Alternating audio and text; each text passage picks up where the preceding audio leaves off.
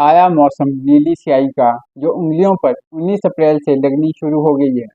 लोकतंत्र का महापर्व का उद्घोष हो गया है। पहले चरण की 102 लोकसभा सीटों पर जनादेश इलेक्ट्रॉनिक वोटिंग मशीन में दर्ज हो गया है, जो इस फैसले में अपने हिस्सेदारी का योगदान करेगा कि क्या प्रधानमंत्री नरेंद्र मोदी के नेतृत्व में एनडीए फिर से चुनाव जीतेगा, क्या 400 पार जाने का दावा पूरा होगा और साथ ही कांग्रेस के नेता राहुल गांधी के दावों की परख भी होगी, जिसमें वह बीजेपी को 150 से नीचे सिमटता हुआ बता रहे हैं। ये तो 4 जून को ही पता लगेगा। लेकिन 19 अप्रैल को क्या हुआ, कहाँ कितना मतदान हुआ, किन बड़ी सीटों पर वोट डाले गए, भारत में लोकतंत्र के पर्व शुभारंभ को विदेशी मीडिया कैसे देख रहा है, इस पर भी बात होगी। नमस्कार, मेरा नाम प्रक्षित नाटू, आप बने हैं इनक्रेडिबल ट्रैवलर में। जैसा कि आपको पता है, 19 अप्रैल को 21 राज्यों की कुल 102 लोकसभा सीटों पर चुनाव हुए। इनमें से 10 राज्य ऐसे हैं जहां 19 अप्रैल को ही चुनाव खत्म हो गए। इनमें नॉर्थ ईस्ट के राज्य भी शामिल है। उत्तर की बात करें तो उत्तराखंड की सभी 5 सीटों पर 19 अप्रैल को ही मतदान हो गया। मगर जिस राज्यों की सीटों की गिनती एनडीए और इंडिया के आंकड़ों पर सबसे ज़्यादा असर डालेगी, वो है दक्षिण के तमिलनाडु। यहाँ कुल 39 सीटें हैं। सभी पर वोटिंग 19 अप्रैल को खत्म हो गई। देश भर में कितना मतदान हुआ, सबसे ज़्यादा कहाँ हुआ, सबसे कम कहाँ हुआ, चलिए आते हैं, इस पे एक नज़र डालते हैं। पहले चरण में 63% वोटिंग हुई। त्रिपुरा में सबसे ज़्यादा 80%, बिहार में सबसे कम 48% वोटिंग हुई है।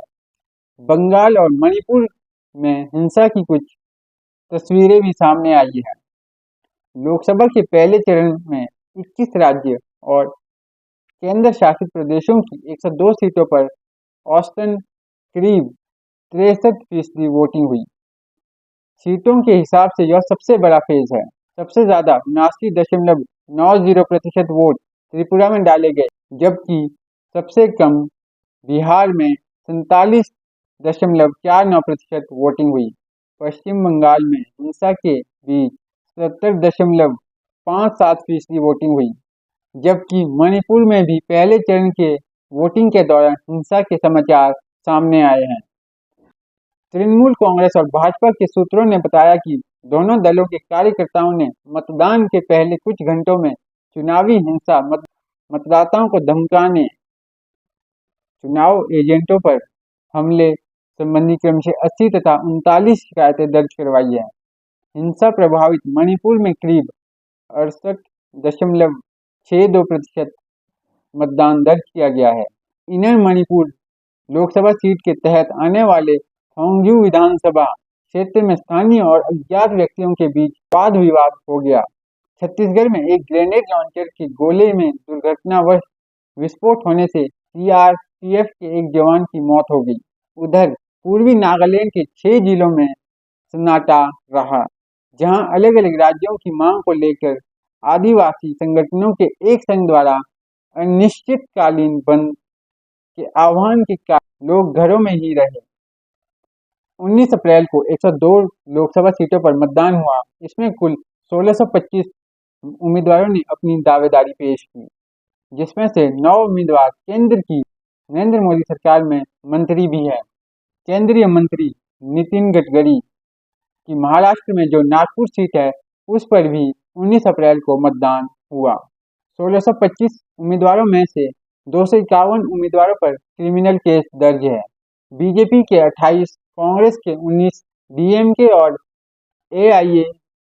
एआईएडीएमके के 13 और बीएसपी के 11 उम्मीदवारों पर आपराधिक मामले दर्ज है। 450 उम्मीदवार करोड़पति है। सबसे ज्यादा 202 प्रत्याशी तमिलनाडु से हैं, जो करोड़पति है। सबसे अमीर कैंडिडेट नुक्कल नाथ है, जो छिंदवाड़ा से कांग्रेस प्रत्याशी है। 717 करोड़ की संपत्ति इनके पास है।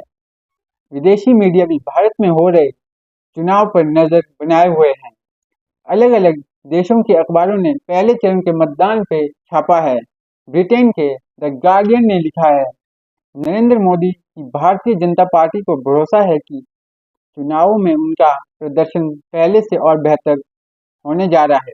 बीजेपी पर आरोप लग रहे हैं कि इसके 10 साल पहले सत्ता में आने के बाद से देश में लोकतंत्र कमजोर हुआ है। लेकिन चुनावी विश्लेषक कह रहे हैं कि दशकों बाद भारत में ऐसा चुनाव हो रहा है जिसके परिणामों का अंदाजा सबको है। अनुमान है कि नरेंद्र मोदी तीसरी बार सत्ता हासिल करने जा रहे हैं। वहीं अमेरिकी न्यूज़पेपर न्यूयॉर्क टाइम्स ने लिखा है, बीजेपी इस चुनाव में अपने हिंदू राष्ट्रवादी एजेंडे के साथ चुनाव में उतरी है और साथ ही साथ वो अपनी कल्याणकारी योजनाओं का जोर शोर से प्रचार कर रही है। बीजेपी के समर्थक उससे काफी खुश है। वहीं जो लोग अब भी दुविधा में हैं, उन्हें भी बीजेपी की चुनावी रणनीति आकर्षित कर रही है। लगातार 2 बार सत्ता में रहने के बाद भी मोदी लोकप्रिय बने हुए हैं। जो लोग आर्थिक तंगी, बेरोजगारी और महंगाई से जूझ रहे हैं, वो भी प्रधानमंत्री नरेंद्र मोदी पर भरोसा जता रहे हैं। वहीं दूसरे न्यूज़पेपर में वॉशिंगटन पोस्ट ने लिखा है, आमतौर पर यह ट्रेंड होता है कि महिलाएं और युवा कम रूढ़िवादी होते हैं, लेकिन भारत में इस बार आम चुनावों में ऐसा होता हुआ नहीं दिख रहा है।